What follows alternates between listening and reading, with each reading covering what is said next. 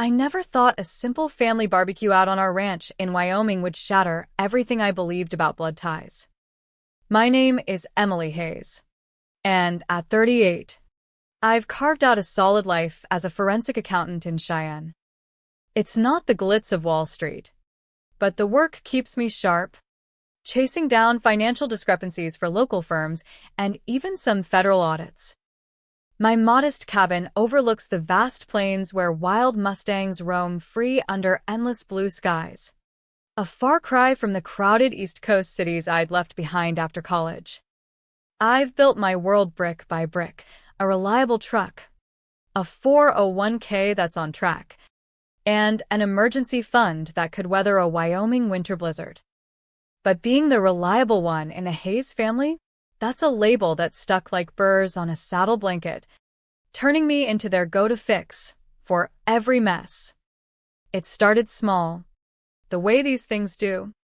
Back in my late 20s, right after I landed my first big job auditing for a mining company, Dad called one crisp autumn evening. His voice cracked over the line. The old John Deere tractor had thrown a rod, and without it, the ranch couldn't haul hay for the cattle. Just a loan, he said, till calving season pays off. I wired $5,000 that night. No questions asked. Family helps family, right? That's the Western code. Stick together against the harsh winds and tougher luck. But that loan opened the floodgates. Mom's hip replacement copay, $2,500. My little brother Ryan's surefire, venture-flipping vintage rodeo gear, another $4,000. The hits kept coming, each one chipping away at my savings like erosion on the Rockies. Ryan, at 32 now, was always the dreamer, the one with big ideas but zero follow-through. He dropped out of community college in Laramie after a semester, saying the classes cramped his entrepreneurial spirit. These days, he runs a sporadic online shop selling old cowboy boots and saddles from our family storage barn, but mostly he just hangs around town, hitting up flea markets in Casper or swapping stories at the local diner.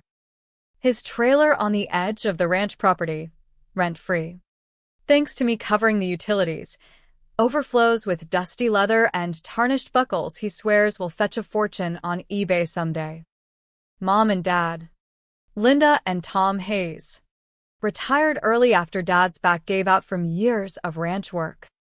They qualify for Social Security and a small pension from his time at the oil fields, but it's never enough for their little luxuries, as Mom calls them, premium cuts of beef from the butcher in town, new fishing gear for Dad, or spa days at the hot springs in Thermopolis. What burned me deepest wasn't the cash flow, it was the whispers. I'd catch snippets at holiday gatherings around the campfire. Emily's so buttoned up, always crunching numbers like life's a ledger. Or Ryan rolling his eyes. Not everyone's cut out for the rat race. Cease. Some of us chase the horizon.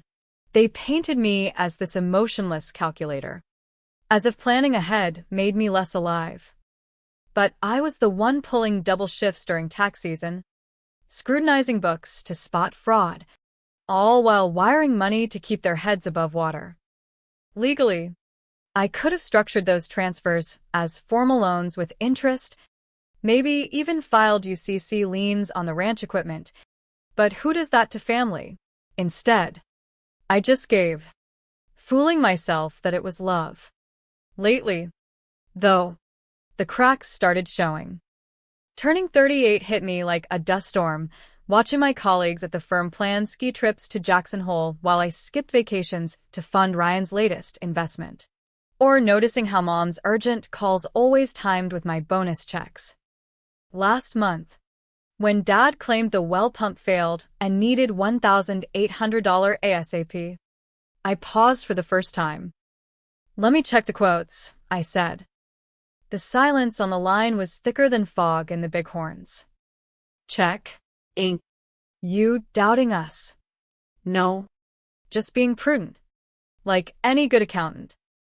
That night, staring at my reflection in the cabin's wood-framed mirror. I saw the toll, faint lines around my eyes from too many late nights, a weariness that no amount of black coffee could fix. I'd confused duty with devotion, turning myself into a human bailout fund. That's when I started paying closer attention. The guilty glances when I walked into the ranch house kitchen. The way conversations shifted from whispers to weather talk. The contrast slapped me hard. My fridge stocked with practical meals, venison stew and quinoa salads I prepped on Sundays, versus their pantry full of artisanal cheeses and craft beers from Denver breweries. Life's for living, Mom would say with a wink, popping open a bottle that cost more than my weekly gas fill-up. Ryan's girlfriend, Megan, a 27-year-old aspiring influencer who posted about Western chic on Instagram, lived rent-free in his trailer too. She had opinions aplenty. You should loosen up. Emily. Try a dating app. Ranch life's lonely without a partner.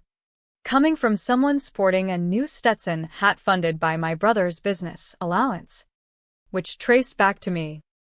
The family lore about me grew like sagebrush. Remember when Emily brought her laptop to the 4th of July barbecue? They'd chuckle around the fire pit. Always working. That one. Followed by backhanded praise when a need arose. RM's got a heart of gold and a wallet to match. But I'd seen the other side.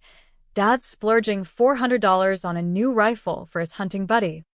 Mom donating $600 to the local rodeo fundraiser. Ryan backing a pal's Kickstarter for a craft whiskey distillery with $800 he'd borrowed from me. When I mentioned wanting to join a horseback riding class at the community center, $100 for 8 weeks, they balked. That adds up quick. Honey. Maybe next season. It wasn't the dollars, it was the dismissal. In their eyes, I was the endless well, not a woman with her own dreams under those wide western skies. Being the family lifeline reshaped me into something less human, more utility. Every promotion at work sparked their bigger asks. Every audit I closed funded their follies. I'd enabled it. I knew, choosing transfers over tough talks, avoiding confrontations to keep the peace. But peace at what cost? Robots don't ache from betrayal. Don't question if love's conditional on cash. And they sure don't plot comeuppance. The setup came via a text from Mom on a windy Wednesday. Family barbecue this Saturday at the ranch. 5 p.m. sharp. Dress casual. We're celebrating you. In all my years of bailing them out, no celebration had ever materialized. My gut twisted like barbed wire. Something was afoot. Saturday rolled in with golden sunlight bathing the rolling hills. I pulled up in my truck, dust kicking up on the gravel drive. Ryan's rusty Chevy was there, plus a shiny new Jeep I didn't recognize, Megan's. No doubt. With fresh plates. The picnic table was set with Mom's checkered cloths, string lights strung between the aspens, and the grill smoking with ribs, my old favorite from childhood cattle drives. Dad clapped me on the back. There's our star accountant. They piled on the flattery thicker than barbecue sauce. Emily's always had that sharp mind. Remember her winning the county math fair? Ryan grinned. Best sis ever. Always got our backs. Megan flashed a diamond ring. We're engaged. Small ceremony, but dreamy. Then the pitch. We're thinking a destination elopement in Sedona, Red Rocks. Spiritual vibes. Just family. Maybe 40 guests. Total? Around $15,000. I set down my plate. And the funding? Ryan shifted. Well, we're chipping in, but hoped you'd help kick it off. Family tradition. Right? The manipulation hung heavy as prairie smoke. They'd orchestrated this. Flattery to soften the ask. Assuming I'd pony up like always. I let the $15,000 figure echo across the picnic table. The Wyoming wind rustling the aspen leaves like whispers of doubt. Mom busied herself with the potato salad, Dad poked at the grill coals, and Ryan squeezed Megan's hand, their faces a mix of hope and entitlement.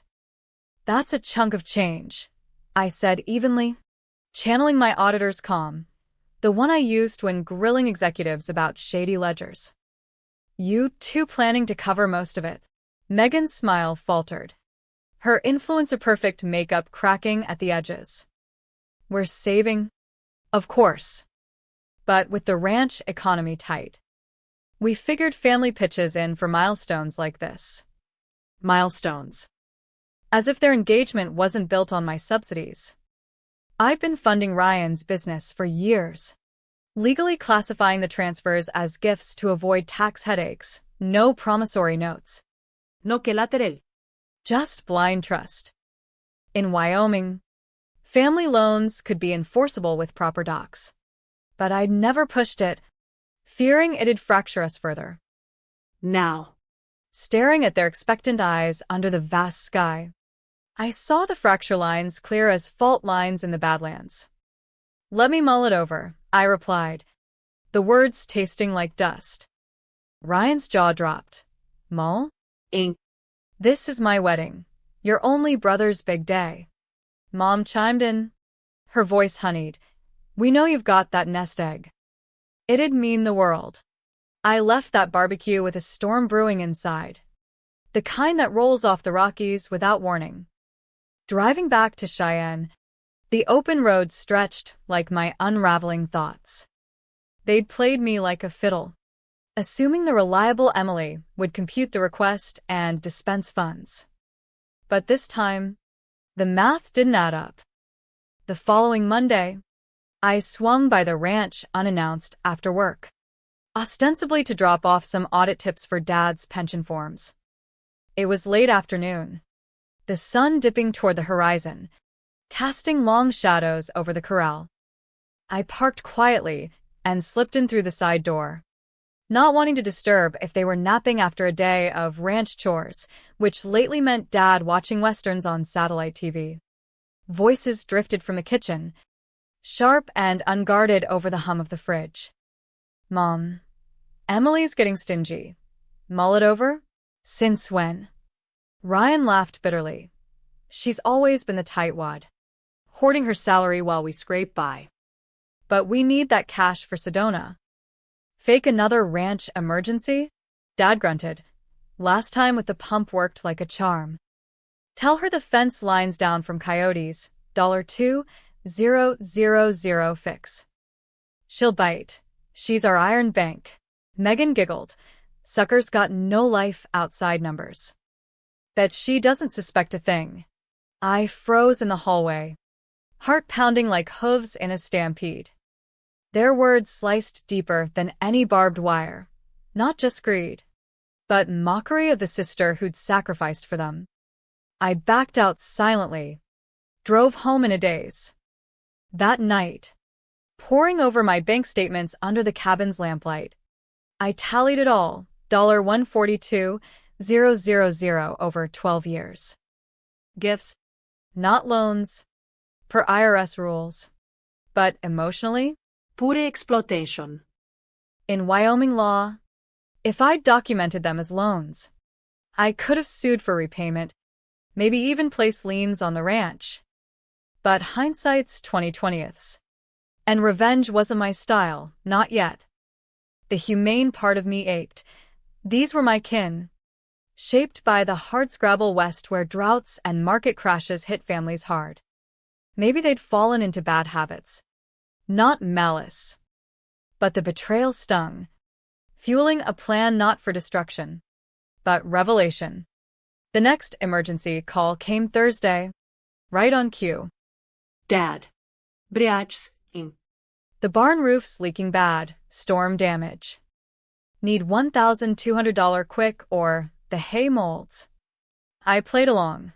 "Send quotes, I'll wire it." But instead, I dug deeper, using my forensic skills. A quick call to the local hardware store confirmed no recent purchases.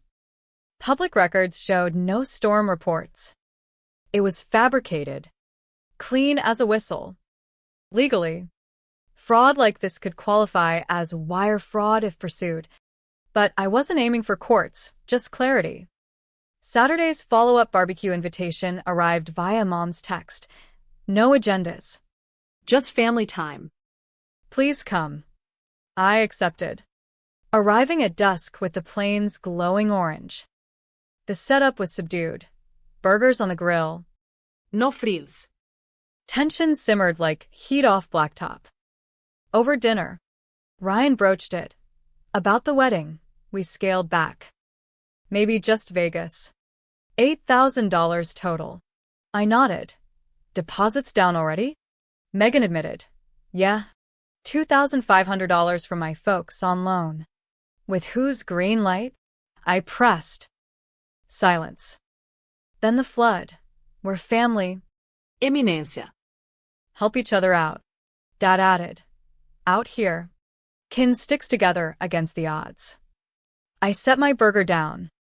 Interesting take on each other. From my view, it's been one-way traffic. Megan snapped. You're so calculating, always judging. Ryan muttered. Robot Emily. No heart for dreams. Their barbs landed, but I held steady. Let's cut the bull. I overheard you Monday the fake emergencies. The laughs at my expense. Faces paled under the string lights. Move spirit in. We didn't mean. But I pushed. Admit it all. And maybe we talk terms. Ryan cracked. Fine. You're uptight.